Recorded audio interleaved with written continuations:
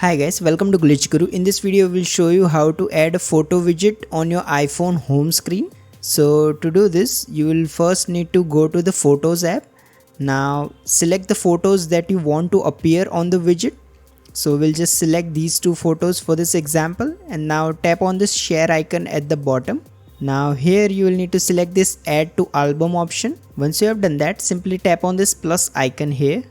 Now simply name your album anything, so we'll just name it test and then tap on this create option here.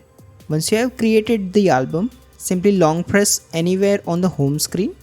Now tap on this edit option here and then choose add widget.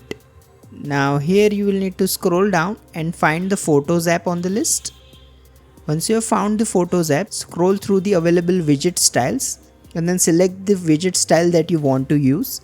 Now tap on this add widget option. Once you have selected the widget, simply tap on this choose option to choose the album that you have just created.